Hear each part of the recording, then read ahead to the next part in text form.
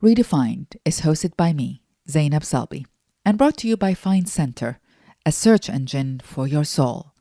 Part library, part temple, Find Center presents a world of wisdom, organized. Check it out today at www.findcenter.com, and please subscribe to Redefined for free on Apple Podcasts and Spotify.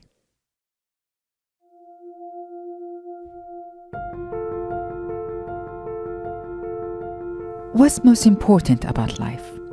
What is the essence of life? Is it what we do, how much we earn, how many social media followers we have? Or is it, do we live our lives in kindness to ourselves and to others? Do we live our lives in love to ourselves and to others?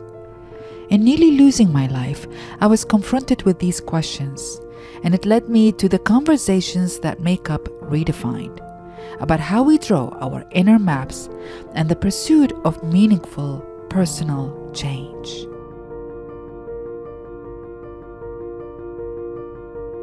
My guest this time is a woman who has been relentless in her advocacy for love, Marianne Williamson. Marianne courageously prioritized love as a presidential candidate in the 2020 election, and she has done so in all of her writings, 14 books, including most recently, A Politics of Love, a handbook for a new American revolution. She continues to talk about love with Transform, her Substack newsletter and podcast. You see, love for Marianne is not just a word. It is an action, one that she has embodied in all of her work. From ministering to AIDS patients in Los Angeles to founding Project Angel Food, a meal delivery service for the homebound and chronically ill. Marianne has guts, and she has paid a price for her positions as she's often misunderstood and misrepresented by the mainstream media. Still, Marianne shows up authentically and insists on doing so, soldiering on in the name of compassion and moving towards real transformation in all of our politics and all of our relationships with each other, with ourselves, and with God. In this conversation, you'll hear all about transformative moments in Marianne's life, where her convictions come from and how they continue to evolve. Join me.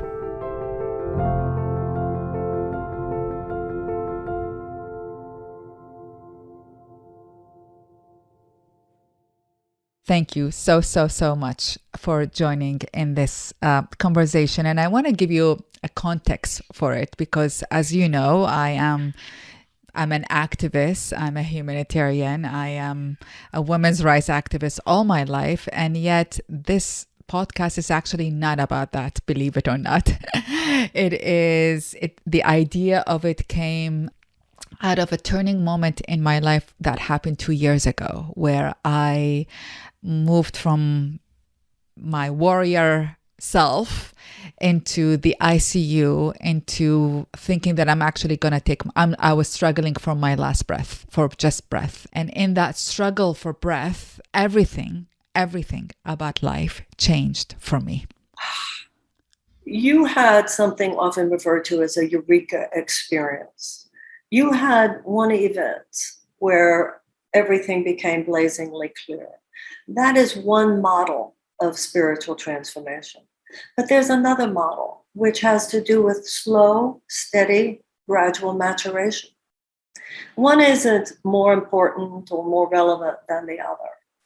And my experiences in life, while they have included some very difficult experiences, my path has been less about one eureka and more about many situations that taught me, sometimes easily and sometimes with great difficulty, what is most important. Every moment we're making a choice, whether to show up with our hearts open or to show up with our hearts closed. Now, I think we also realize, most of us, that the reason we don't show up with an open heart sometimes is because of accumulated layers of fear and trauma and abuse that have led us to the conclusion that life is not safe. And if I open my heart in the kind of universal kindness that you're talking about, that I will be in danger. The exact opposite is true, of course. But the thinking that we've all been trained into would have us believe otherwise. It's so true, because I am a product of war, a child of war, and I grew up in war, and I worked in war, as you know, through my work at Women for Women International. And all my life, I thought I am unsafe, right? And the irony is, here I am, very vulnerable because of my eureka moment, as you said, and my physical health, and everyone showed up in my life, right? All family and friends and people I don't know very well and colleagues, everyone showed up. And I remember one moment in which a friend honestly just sent me fruits. It's like, it's not a big deal, right? Just a basket of fruits. And I looked and I was like, I am safe. I am safe. And like that, it just turned my perception of how I live life from a place of safety. But I have to say, I lived it from a place of unsafety for a long time. But I want to go back to your childhood, if you don't mind, because I find it so fascinating. For various reasons I will tell you about in the process of the conversation. But in your first book, Return to Love, which I loved, you said, my grandfather was very religious, and sometimes I would go to synagogue with him on Saturday mornings. When the ark was opened during the service, he would bow and begin to cry. I would cry too. But I don't know whether I was crying out of a budding religious fervor or simply because he was. I'm curious, having now had 30 years after that experience or more, to reflect on that moment, what were the tears about? Have you figured that out? Do you know? Do you have a sense of what were these tears about? I still cry easily, and I cry religious and spiritual fervor still makes me cry. Awe before the beauty of the world makes me cry. Witnessing the tragedies of the world makes me cry. I've cried over what's going on in Afghanistan. But I've cried recently over something going on in a personal relationship in my life as well. I don't think whether or not somebody actually sheds tears, though, is necessarily an indicator of the depth of feeling. I think many people feel very deeply, but they just aren't criers. But I think being a sensitive human being at whatever age makes you recognize the deeper meaning of it all, both in terms of the agony and the ecstasy. I'm also someone who will cry at weddings pretty easily, which is kind of difficult because I've been an officiant at many weddings. So often I have to make sure I stay buttoned up, but there's something about it just makes me cry. So, I see a newborn baby and I want to cry. I'm a crier. I have to say I'm a crier too. And in my case, I feel people are judgmental of my crying. They're like sort of uncomfortable to what to do with the tears, whether tears of awe or they are tears of sadness. Yeah. And they're like uncomfortable. I was like, don't worry. I'm okay with my tears. They're a healthy thing to express them. I've gotten to a point in my life where no matter what I do, no matter how I react, and no matter what I say, there's probably somebody out there who's going to mock it, criticize it, to write it, or whatever. So that's a whole different level of recognition that you can't base your sense of how you're doing on what other people say, particularly today. And I also think it's a function of age. Somebody told me that turning 50 is the age past which you don't care what other people think anymore. And I found turning 60 to be the age at which not only do I not care that much how you react to what I say, I have to say it. And I also, somebody said to me the other day, who's your audience, Marianne? I said, people who are dreamers and people who are wise.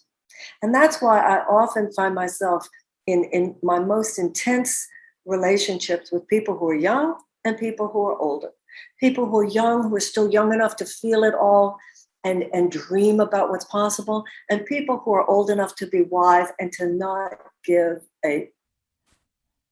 don't give a you know what anymore about how other people react. I think that right now, as we speak, is an intense moment where there is now a collective recognition on a level that I don't think has ever happened in my lifetime of the utter bankruptcy, moral bankruptcy, economic bankruptcy, political bankruptcy, cultural bankruptcy of the entire worldview, the entire establishment worldview that has brought us to where we are. And it turns out that those who have been crying, that those who have been feeling, that those who have been dreaming, that those who have been so sure that the way the world is doing it is in fact not how we're on the earth to do it, have been right all along.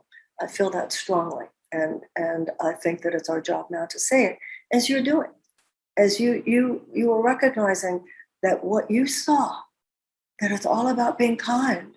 You didn't come out of that experience and say, well, I'm not going to tell anybody I saw that.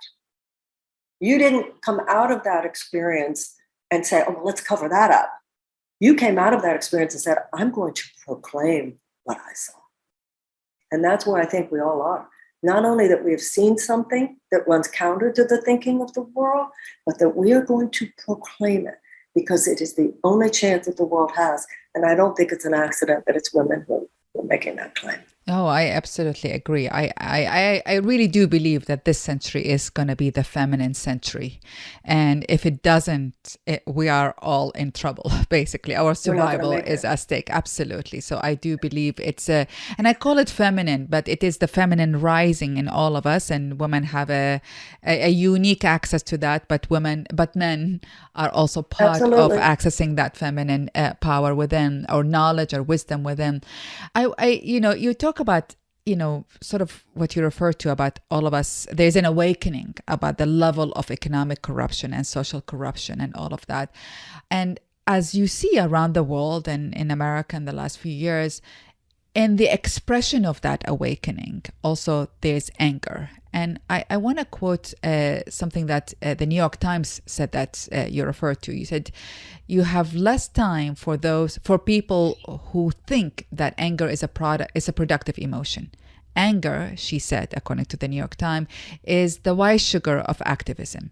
It is a good rush, but it doesn't provide nourishment. And yet, I ask that because we're living in a moment of anger and rage. A lot of people would say we need more rage in the world. A lot of books about the power of rage, women's rage, all of that. And I have to tell you, as a feminist myself, and I probably in my 20s, I know in my 20s when someone asked me, because I started Women for Women when I was 23 years old, 29, the Women for Women was helping thousands of women, and I was giving these speeches and all that. And I'm an immigrant here, And someone said, how did you do it? Like, how do you do it? And I was like, I'm pissed off at injustice. So I did lead with anger and even rage until it scared me, because I realized, this could consume me. This is dangerous. And so now I am still the same activist, but have zero desire to lead with anger and rage. But yet I feel rage and anger is the word of the moment, if you may, or the emotion of the moment. What do you have to say about that? Because we are going through that in the midst of that. I say what I said in that article. Anger is a motivation for political activism. It's like the white sugar of social change. It's an adrenaline rush, and then you crash. Gandhi said, the end is inherent in the means. An angry generation will not produce peace on earth. Who we are is as important as what we do, because everything we do is infused with the imprint of the consciousness with which we do it. That's why you see on the internet so much left-wing anger. Left-wing anger is no less debilitating to the moral fabric of the universe than is right-wing anger. And what I see in my life, it's interesting because I get that in terms of social activism. Where my anger issues still show up is in personal relationships. So, there's so much work done. We have so many different aspects of ourselves. Those darker energies show up in different places depending on our childhood, depending on the work we've done. I think each of us has a highly individualized spiritual curriculum this life. We all have the places where we know we're still working it out. And how do you work on it when it comes? Because I can tell you, for me, the anger, and for me, honest, to be extremely honest, the anger was not only at injustice. I was working with women survivors of wars and seeing rape and a massive love. So I was angry at men, I have to say, right? So the anger got expressed in my personal relationships with all the men in my life, my father, my brothers, my partners, they it's sort of, they saw that entail of it, basically, that anger and obviously I love them, but still that's, I would express it to them. And until I struggle with this, like holding myself from that anger. And I have like some techniques, go for a walk until I calm myself down. So what are your techniques? What are your techniques when you deal with that anger, and how do you put a leash on it? That's no joke. My mother used to say, when I was a child, count to 10. We live in a world where it's very difficult to have impulse control, mainly because of social media. It's so easy to text. It's so easy to tweet. It's so easy to write an email. It's so easy to pick up the phone. And so these days we get more social support for being angry than for being forgiven. And sometimes it's the people who have the best intentions and love you the most who will support you in your anger. You have every right to be angry. Well, of course you have the right to be whatever you want to be. But the issue is, how do the laws of consciousness operate? If you attack someone, you will not get what you want out of this. You might feel better for about 15 minutes of, existential surcease of pain, but then it will boomerang. And so getting off that wheel of suffering through radical compassion is the only answer. Now, what's the primary technique for me? Is the difference in whether or not I meditated that morning. If I meditated that morning, mornings are so important because that's when it's all your mind is opening to the impressions of a basic worldview. Your nervous system is deeply impacted, and everybody's nervous system is shattered by what's happening in this world today. If you've meditated, my experience, it doesn't mean I'll necessarily be an enlightened master today. But it does, I believe, radically decrease the probability that I will really blow it. When you do physical exercise, you are developing your physical muscles so that you can move and powerfully react in the world. When you do spiritual exercise, you're honing your spiritual muscles to have the power of stillness and non-reactivity. The power to be non-reactive is one of the greatest powers. Now, you talked about your family. You made a couple of references to your family, and I want to go back to it because as an immigrant myself, I'm always curious about immigrants in America. And you are the daughter of a father who was an immigration lawyer. Yes. And I'm really fascinated by your father, I have to say. I mean, he took you to... You would have loved my father. He took you to Vietnam in 1965. It was like, wow. I mean, I'm just so curious. Were you alone in that trip? You and him, or your siblings came? My mother, my father, my brother, my sister. I grew up a very interesting family. So my father would be in Saigon. He'd say, "What are these kids?" And we'd say, "Bullet holes, Daddy? Damn right. Who put those bullet holes there? The U.S. government, Daddy? Damn right. Goddamn U.S. government. Understand? Say it after me, kids. War machine." And he'd go on and on and on. And then my mother, in effect, would say, "Well, that was great. Can we go to Paris now, Sam? Can we go to Paris on the way home?" That's hilarious. Okay, your mother wants to go to Paris. Go to Paris on the way home, but don't forget, kids. Dollar war machine, the CIA killed Kennedy, and I don't want you to ever forget. And my mother would just get the tickets, and she'd make dinner nicely, and she'd make sure that your hair was brushed while you were tearing down the U.S. war machine. That is really, really cool and hilarious and funny. Yeah. How were the dinner conversations? I mean, when he comes from it was a dinner. It was a dinner conversation that caused the trip to Vietnam. I came home and I said at dinner, my social studies teacher said today that if we don't fight in Vietnam, that we will be fighting on the shores of Hawaii, because that was called the domino effect. That's how the Vietnam War was sold to people, that we had to stop the communists in Southeast Asia, or we would be fighting on the shores of Hawaii. When I said that, my father jumped up. That's it. Damn it. Sophie Ann, we're going to Saigon. Get the visas. And my mother would say, oh, Sam. And she would say, what will these children turn out like? And I said to her many years later, see, Mommy, you used to say that we listened to Daddy, who knew how we would turn out. And she said, yeah.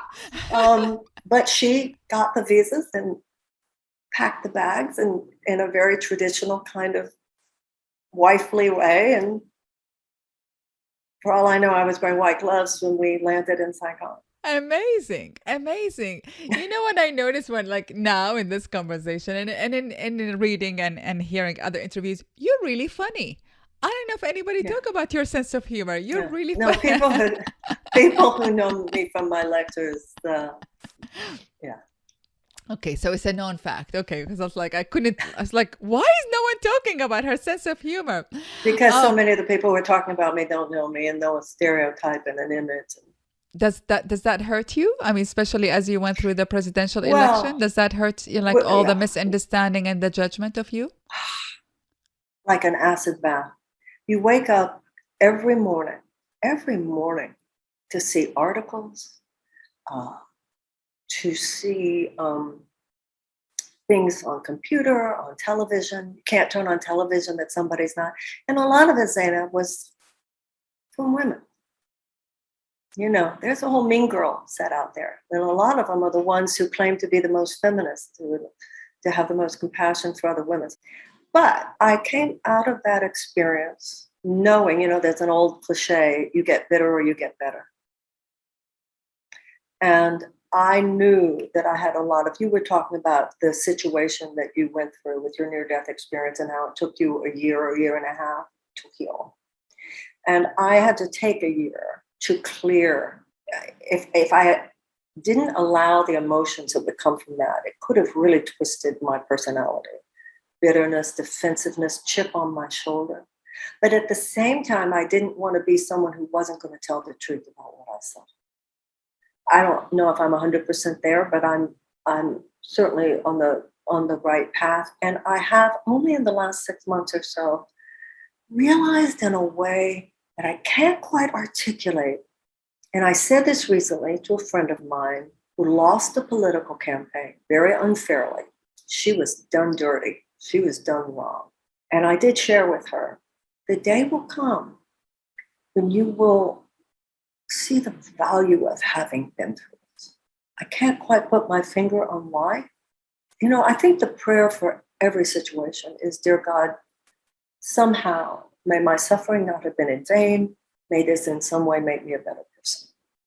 And I reminded my friend, that's something that has meant a lot to me. So I think anytime you're hurt, you also, in the vast majority of cases, not all the cases, obviously, but in the vast majority of things we experience, even if other people did us wrong, what part did we play? How did we make it easy for them? What was our own participation? How did we sabotage ourselves? How did we undermine ourselves? So there's value in every lesson. And can you share one lesson that you learned from that came from that pain? Yeah. Well, one interesting one, I think one of the things that in the Course in Miracles, it says, in my defenselessness, my safety lies. So much of my spiritual work in my life, for all the reasons that you and I have talked about today, has been becoming less tough. When it came to running for president, I needed to be tougher. When I was ambushed by Anderson Cooper on TV, I realized what he was doing. And the thought that came into my head was, in my defenselessness, my safety lies. Oh, I should have come right back at him. I had the statistics. I could have said a few things, and I didn't. And somebody said to me later, if you can't take on Anderson Cooper, how do you expect people to think you could take on Xi or Putin? So I learned, and this goes back to what you and I were talking, the fact that we're being loving or even kind does not necessarily mean we're being silent. And I also, when lies were said, and I see what the system does to get someone out of the conversation if it wants them out of the conversation. I've been told, ill-advised, although it's my responsibility for not overriding this, don't speak to it because that brings attention to it. Well, if you're running for president, the attention is there. Every day a lie was told about me in an article or on television. I should have gotten on Facebook Live and said, let me tell you, let me read this to you. Let me tell you what's really going on. So I learned that that you don't sacrifice. There's an old saying, honesty without compassion is brutality. I get that. But I also get that compassion without honesty leads to further problems. Did you're talking about some of the advice of like, do not answer the attacks or all the lies. Did you have an instinct did you follow your instinct about it, or did you follow the advice of professionals, of others, and how did that play, your instinct play in that? Well, first of all, I didn't expect it. I naively expected to be criticized for my policies or for something that was true, not for this narrative made up that was completely counter to my 37-year career. So I think I was so hurt. And I, secondly, was hurt by the people who knew better and did not speak up. I saw one article by a fellow writer. He said, I've worked with her. She's not nutty. But I feel that a lot of people put their finger in the wind. Well, if they're saying she's crazy and I take up for her, they're going to say I'm crazy. And that's where I've become deeply sensitive to issues of loyalty, particularly to other women. Because to be a truth teller, you're not always going to be popular. But a meaningful life is not a popularity contest. And if you are loyal towards someone who the world is into attacking at the moment, you might not be popular. And especially these days where everybody is in such a reactive mode. Somebody says one thing wrong and the mob is out to. And sometimes it's the people who are standing for righteousness today aren't standing for right or left. They're just saying, let's give people the benefit of the doubt. Let's give people the opportunity to change. Let's give people the opportunity to express what they want. So we're living in a very mean-spirited time. We're living in a J'accuse moment. Anybody can accuse anybody of anything. So I understand why it's very tempting to just say, I'm out. I'm going to go live in this bubble of protection. But given what's happening in the world today, how could any of us die happy if we knew we sat out the effort to change things before it's too late? Of all the lies, which one hurt you the most? Well, the idea that I told AIDS patients not to take their medicine. That I told AIDS patients that they got it because they didn't love enough.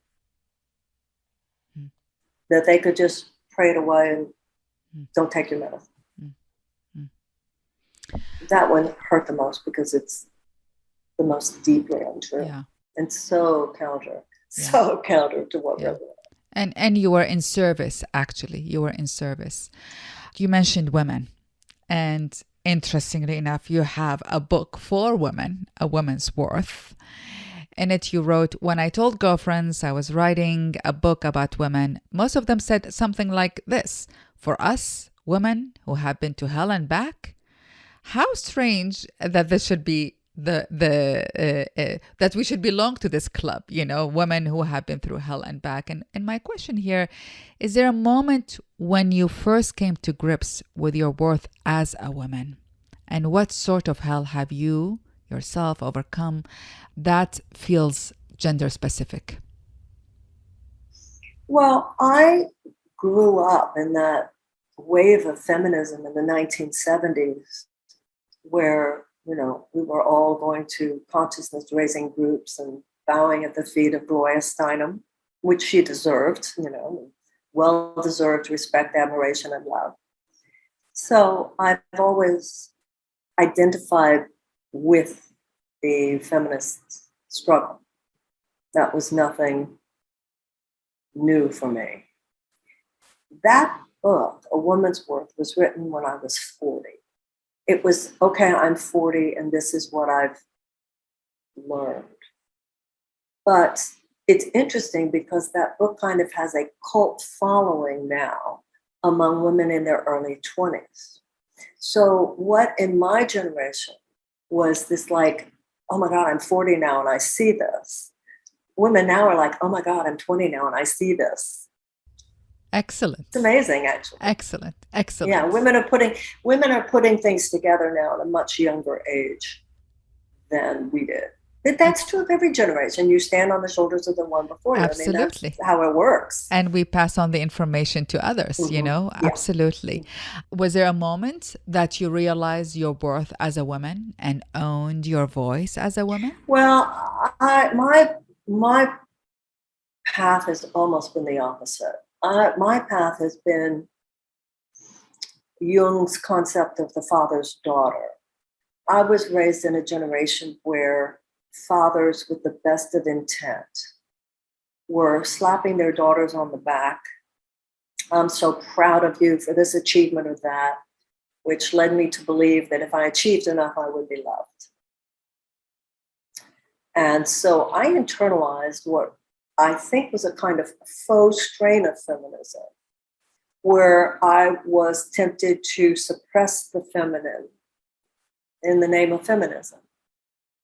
And so the pain I experienced from this did not have to do with being rejected publicly, not until my presidential campaign. Because in my career as a spiritual teacher, it's a comfortable fit, and I never felt that I was less embraced because I was a woman. During the presidential campaign, on such a level. In my personal life, my problem was that I didn't know that the feminine is loved for who we are, not for what we do. So in my relationships with men, I paid the price of being too active, too masculine, really. Thinking that would make me loved, and learning very painfully that that's sometimes what deflects it. Thank you. Thank you for that. I want to talk about love because you ultimately stand for love. I mean, if I am to summarize, for not me. 24/7, but I try. No, but you stand for the power of love, I do. And even if I'm not expressing it. And yet it seems that your love, of course, comes from different perspective. There's romantic love, and there's, political love, and there's all colleagues love, and there's love to kids. What's the question? I wonder what has been the most profound experiences that taught you about the power of love. Well, I have a daughter, and I don't think anything matches the kind of love that you feel for a child. But also my personal relationships, romantic relationships, intimate relationships, have proven to me how important that fuel can be. That when you wake up happy in the morning, you can do so much more that day. That's so true. And so many of us career women, driven women, we talk about our career and ambitions and all of that, and we And sacrifice that still you're need. about 35. Yeah. That way we sacrifice the need for, like, the softness and the romantic love and the care and the love in our intimate lives. And it took me a long journey to understand that this is important and needed. Yeah. And it seems that it's the same Yeah, with you. because I was a generation that was almost made to feel guilty for feeling that way. That's what I meant by faux feminism, a strain of faux feminism, where that part of me, that drive, that yearning, that desire was, I internalized the idea, the very wrong, false idea that that's somehow less than. And that's another thing I see in many young women, that they don't have that delusion. My daughter certainly didn't have that. She wants the PhD and the husband. Good for her. Mm. Good for her. I want to go back to the HIV patients that you cared for in a time where no one wanted to talk about them or touch them or anything like that. What did you met with people who are in a very vulnerable moments in their lives, in a very raw, very intimate space, that moments of life and death, and then in your foundation you helped people in that space. What have you learned? What have do you have an example where they just taught you about the essence of life as they were dealing with death? As you yourself said, when you're about to die, or you think you're about to die, it all becomes so clear. I've never known so much love. I've never experienced so much communal love as I did around a community of sufferers in Los Angeles and also New York, who knew that the great probability was that their days were numbered, but who were there for each other and were certainly there for me, as I sought to be there for them. It was exactly what you said. It was, all we have here is to be kind to each other. That's all we can do. Is that I can't promise that you won't die from this, but I can promise you won't die alone. And nobody was saying don't take medicine. First of all, there wasn't any medicine at that particular point. We were all praying for the medicine, and Western medicine was trying. It wasn't like, doctors weren't trying. Doctors were trying. I understand you lost your sister as well. How has that death that impacted was you? At that same time. My sister died of breast cancer in 1989.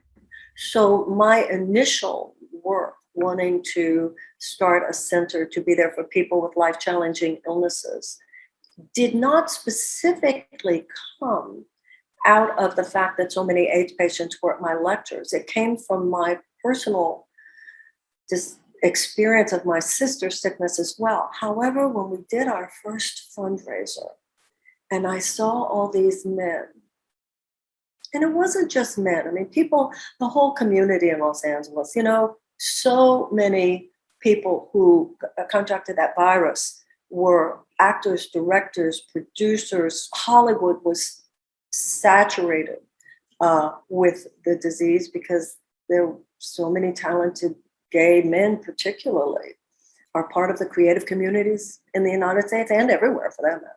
And I remember that first fundraiser, all these men in tuxedos, many of them covered by Sarkozy's. And I saw that when I put the word out to do this, that's who had responded in my lectures. And I knew, wow, this belongs to them, this project. Not that it wasn't open to other people who were suffering from whatever they were suffering from. Something that my mother told me that I think you'll find interesting at that time. That happened at that time. I was talking to my mother about the idea of starting this center that we were going to start to give free non-medical support services to people with life-challenging illnesses. And I was telling my mother that I didn't know whether or not I wanted to do this. And she said, well, what part of you wouldn't want to do this? And I said, well, Mommy, if I take this on, I'm going to have to be in Los Angeles for at least 5 years. I mean, it would be wrong for me to leave, because if I started it, people will need me. And she said, I feel sorry for your generation that you're so afraid of being needed. Wow. Mhm. Wow. Your mom was wise. I like My asking mother, people things their mama told them. Yeah. oh yeah, she told me, sometimes it takes years to look back at what your mother said and go, oh my gosh, my mother was right. Sometimes I think she was right for some wrong reasons, given the cultural milieu, sex and sexuality and stuff. She did turn out to be right, but not for quite the reasons that you know. What did she say about that? I'm so curious. Well, my generation was definitely we initiated, the whole sexual revolution. And my mother's very traditional admonition against sex. Well, for her, it's sex. It wasn't in marriage. I came around to a lot of what my mother said, not in terms of marriage necessarily, but in terms of commitment, in terms of a sacred container, in terms of not casual. Like I got there. Yeah. Yeah. Well, probably a little late actually, but I did.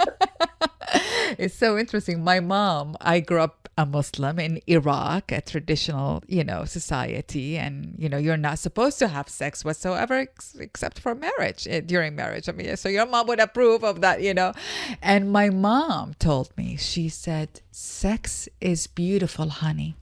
It is to be enjoyed. It is part of the beauty of life. And if it doesn't feel joyful and beautiful, you should never allow it. And so I always grew up in a household where I knew, no, not only my siblings knew where my parents having sex, just because they closed the door in the middle of the afternoon I and locked then it. I would hear the little click on the door. Exactly. Yeah, I was raised the same way. Absolutely the same. And then when they got out, I would ask them, so how was it? Was it good? And my mom's like, we didn't go that far. We just looked at each other. My mom would tell me, honey, it was really good. And my dad would just be uncomfortable with it. But I love, well, that's really cute. I love households that talk about sex in a beautiful way, because I think it's whatever the message is, but to talk about it rather than be ashamed. Well, there were times when my daughter, I would go on and on with my daughter and she'd go, mom. Like she stopped. She didn't want to have as much conversation about her sex life with her mother as I was, she didn't want to go there. I respect that. So here we are. We talked about sex, family, politics, women.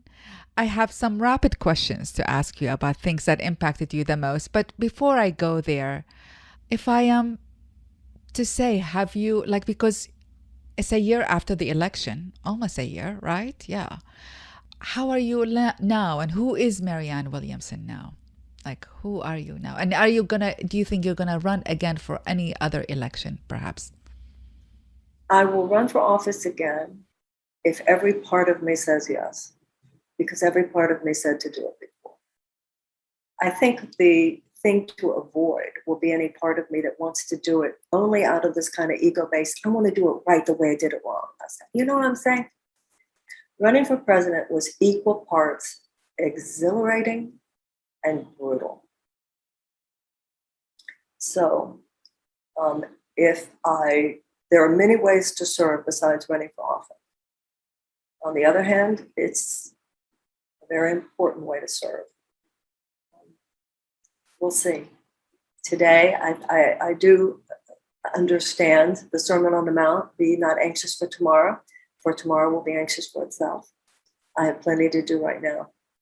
And I think the more you live seeking to inhabit the present as best you can, the more the future will take care of itself. It's so beautiful. It's so beautiful. And I have to say, admire your courage. Because a lot of us separate between our political brain and our heart's language, as I call it, and rarely, I can talk about myself. I separated my own love for God for a long time because I was so embarrassed to talk about it, and I really admire, because here you are standing for very clear political values and conducting it and conveying it with very clear presence of love also, and that combination takes, and with vulnerability and authenticity, and that combination is very courageous one, a very Thank courageous you. one. So thank you. No, thank you for being, just for being who you are. Thank you. Now, before we go, I do have rapid questions for you. Are there any songs that make you feel empowered and brave that you always go to? Miracles by Jefferson Starship. All right. Is there a prayer, a poem, a piece of art that lifts your spirits? Gosh, so many. Art, great art. You know, John Lennon was once asked, what kind of music do you like? He said, great music, good music. You know, I'm on my Substack, I'm using the sort of visual strategy is painting. So I'm spending a lot of time right now on the internet, just looking at great paintings. Henri Matisse comes to mind, Eva Munch comes to mind, Picasso comes to mind. Beautiful. How about movies that you go for either good cry or renew your spirit, or like the movie that you always watch? The one, well, there are two things. The one that blew my mind was The Mission. Oh, love it. Yeah, The Mission just says it all, doesn't it? Oh my Says gosh. it all. And the one that's my sort of romantic favorite is a movie made by Henry Jaglom called Deja Vu, several years ago.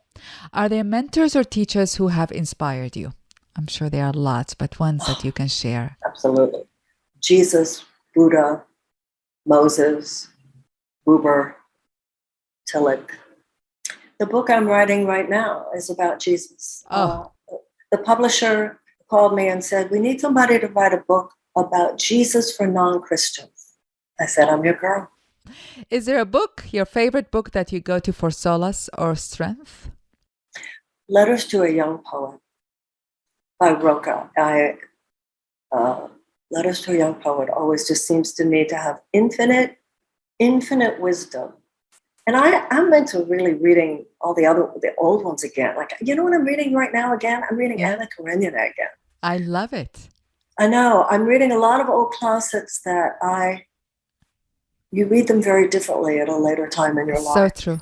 So true. Mm-hmm. I must tell you, A Letter to a Young Poet is by my nightstand. I look to at different pages between now and then. Yeah, yeah. Beautiful. And of course, Jane Austen never gets old. Absolutely. It's an honor to be in conversation with you. And I truly do look forward to staying in touch. Thank you very, very much. Absolutely. All my best. Oh, my best to you. Thank you. Thank you.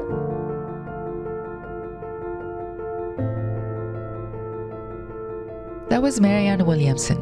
To subscribe to her newsletter Transform, please visit mariannewilliamson.substack.com.